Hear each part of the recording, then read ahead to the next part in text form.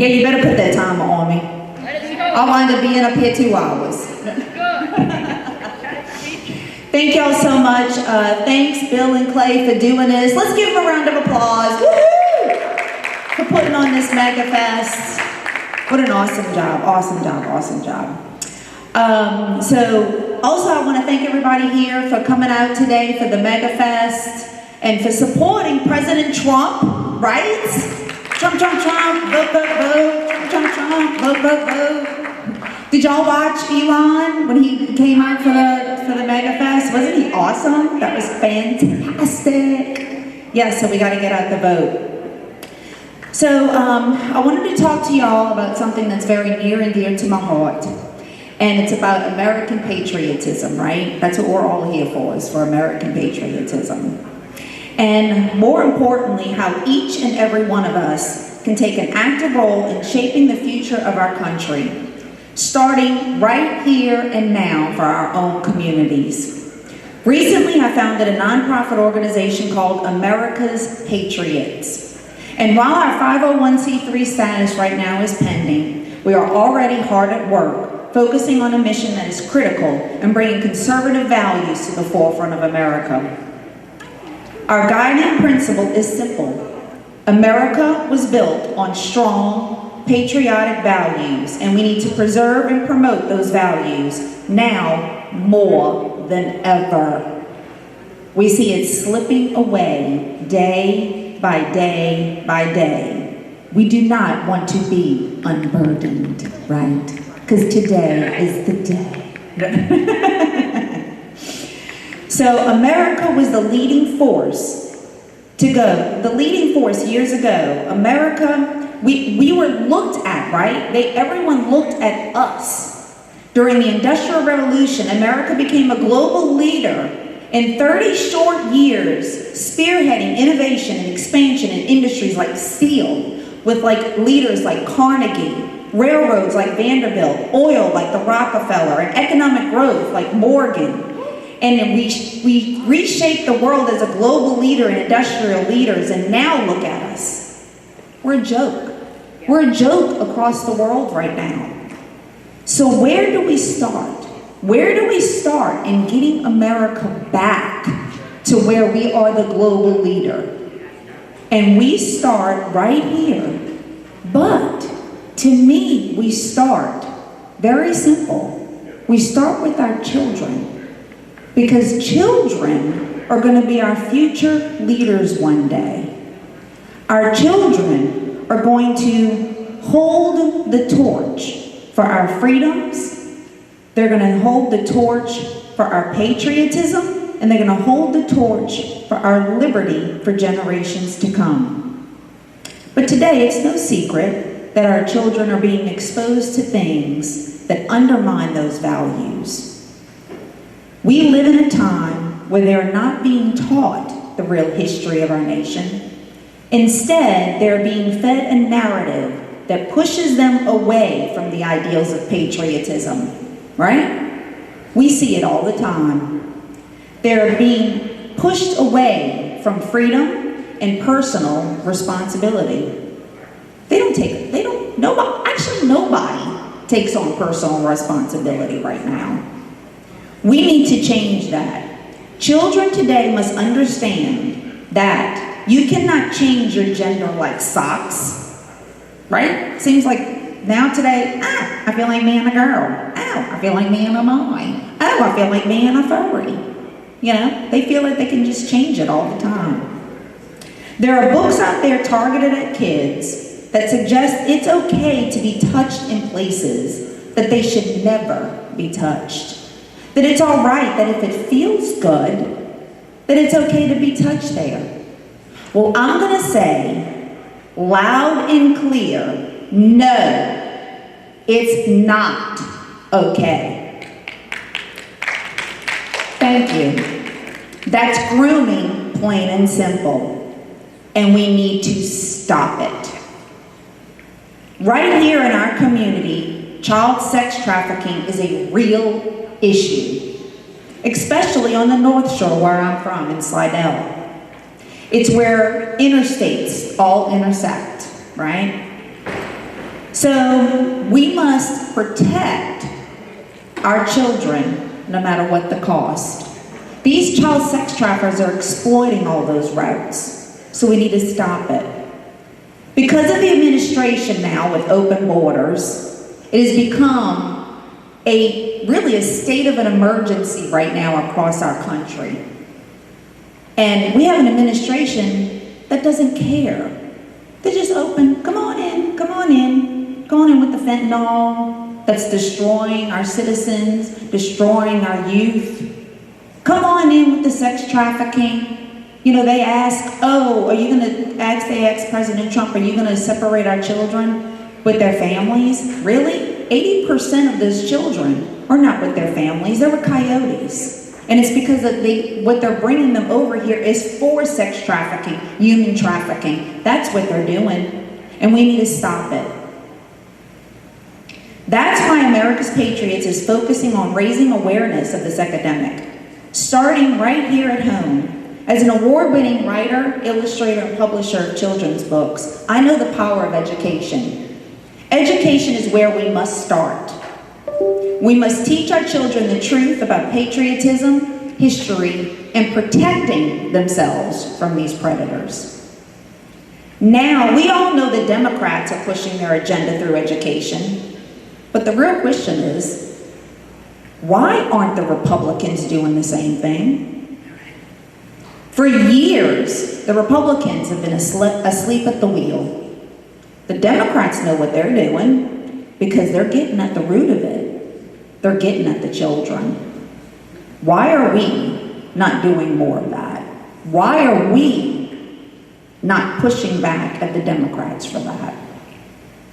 So I have a plan. I want to do that. That's why I want to start with raising the awareness, and I want to start by helping children in the education. Anybody out there with me? Clap your hands. All right. So another vital aspect of America's Patriots is our commitment to holding elected officials, our public servants, to accountability. Too many times we elect leaders who say one thing to get in office, right? I'm going to do this and I'm going to do that, right? Vote for me, vote for me. But only to vote in ways that don't align with our values. Oh, we see that, right? Oh, I'm going to do this. But when it comes to voting, click, they do something completely opposite. Well, I say enough is enough. Regular people like you and me need to not only hold them accountable, but also consider running for office ourselves. Why not? Hey, it's our own fault. We just sit back and complain, but we got to do something about it too. We got to step up. We got to step up. So let's consider running for office. I'm actually currently serving on our local school board, so I'm out there. Yeah. I'm out there. Let me tell you, it does make a difference. But I will also tell you, I do have my moments of Cal going to take me away, okay, when I get home. It is not all fun and games, but because of that, I am making a difference. You don't have to make a career out of it. I'm not looking to be in it for 50 or 90 years, okay? What you want to do is you want to get in, make a difference, and get out. I believe any political position should be term limit. Thank you, term limit, for sure. You know, this is not here to be 20, 30 terms, okay? So get in, make a difference, get out. Start small, local school board, maybe council, I don't care, dog catcher, whatever it is, okay? Just do something, make a difference. And honestly, get some of those career politicians out. They may go in there for the right reason, but they get tunnel vision. And they get that, I don't know what they get. Politician powerhead, I don't know. But it changes them. And lastly, this is something that we all need to internalize. Republicans must stop backing just a name. We must start backing values. This is why we have rhinos, Republican in name only, holding office. I'm tired of it. I really am. I'm just tired of it. I know many of you are too. It's time we demand more. Support people who truly align with our values and fight for our country we love. Okay? So I stand before you today not just to talk, but to rally together. I want all of you to know that America's Patriots is about making a real change, not just on our policies, but in our hearts, our minds of Americans.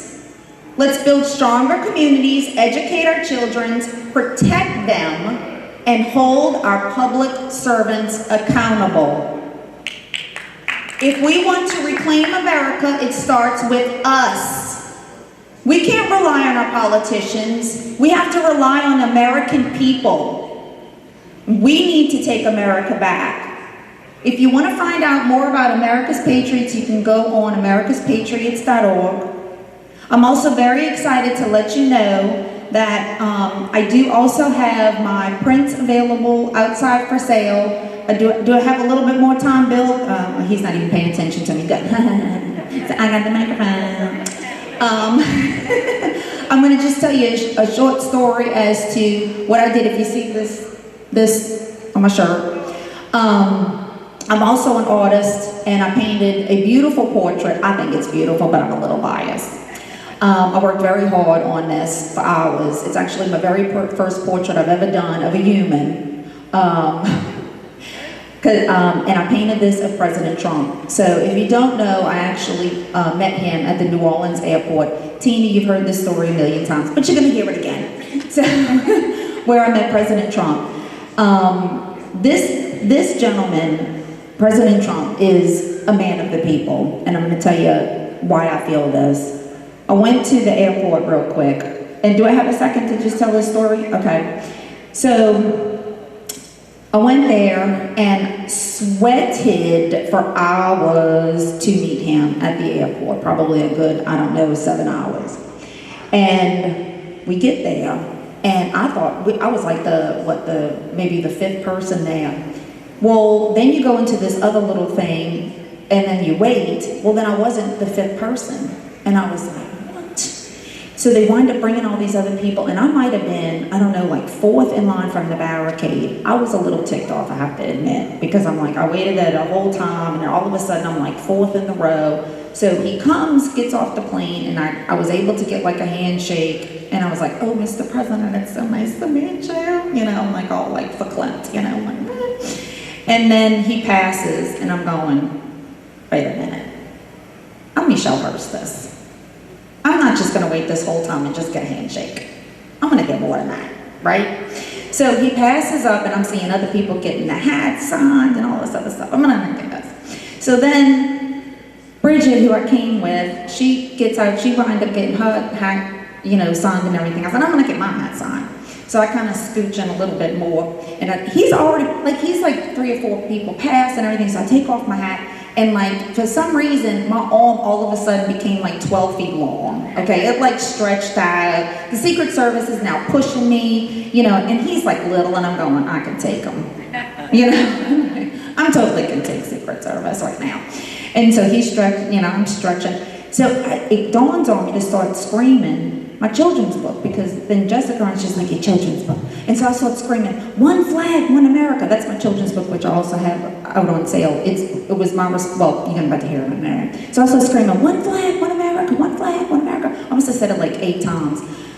People were just like looking at me like, what is that, what is that?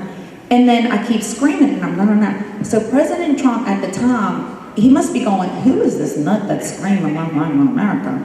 But he grabs my hat, he just happens to kind of grab the hat, and then he turns to me and we meet eyes.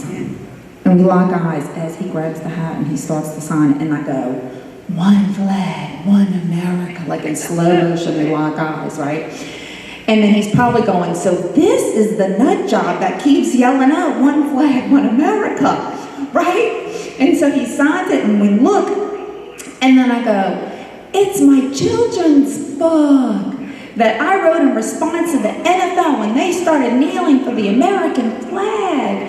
And then he looks at me, and then he looks at Jeff Landry, because Jeff Landry was kind of following behind him, and he goes, that's a patriot. He tugs and he looks. And then I was like, and then he kind of started scooting Jeff Landry over. And then, you know, and he goes, and I said, you are my inspiration, Mr. President, you know, for writing this book.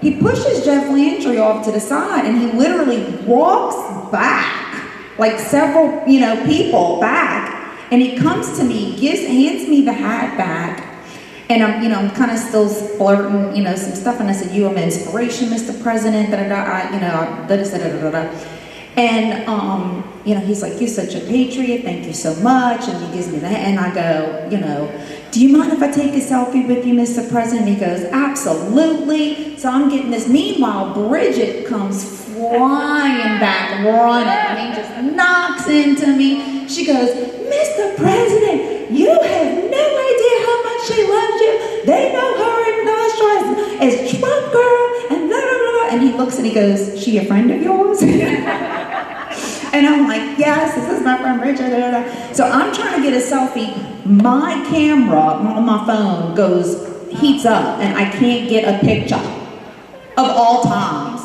And so I'm trying to get a picture, and he's standing there. The President of the United States is waiting for it. And so I'm trying to, and I said, I think I got it. He goes, no, honey, I don't think you got it. And he waits. Secret Service is going, Mr. President, we have to go, we're running late. And he goes, no. He's telling the Secret Service, no, I am going to get a picture with this young lady. I'm taking a picture, then Bridget tries, he goes, is your camera working? He's so calm, I'm like this, you know, let me get the picture and everything. And he goes, calm down, yeah, I'm gonna make sure you get a picture with me.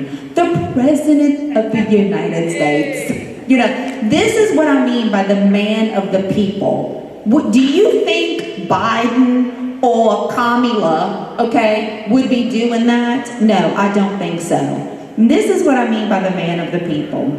He is absolutely phenomenal. I got my picture, and so to me, I painted this picture, and I call it America's Patriot, because he literally is America's #1 patriot. It's out there. I have him in my depiction of what I feel is, you know, a true American. And he is, you know, it's back in the day, you know, like in 1776, you know, and I have it drawn and everything, and it's very patriotic. So they're for sale. I give 10% of the sales to the President Trump campaign. I have that, and I do have my award-winning book, One Flag Meant America, that got me that picture, got his attention. So I have that, but again, I truly appreciate everybody coming here, and Bill and Clay for doing all this. You guys are awesome. So thanks for giving me, I don't know how long I talked, but I blab before I go. So. Michelle, thank you so much.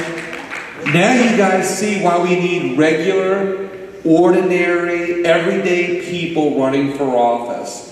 Because regular, ordinary, everyday people are the ones that are informed, and they then become a cog in the wheel of the machine that becomes, that what happens when most people get elected. They become part of that wheel that just kind of fits in there. But, oh yeah, I want to point out her two pictures here. She got them for sale out in the lobby area, so if you want to help Michelle out, those are her two pictures there.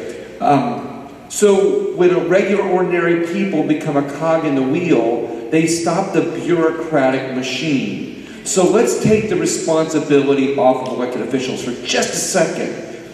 I don't think that most elected officials get into government to become part of the machine. I want to give them a pass. Most elected officials, they run on, hey, we're going to do good for the people, we're going to do this. And they really are from their heart, what they're going to do for the people, what they're going to do for everyday people, what they're going to do for government, what they're going to do for our country.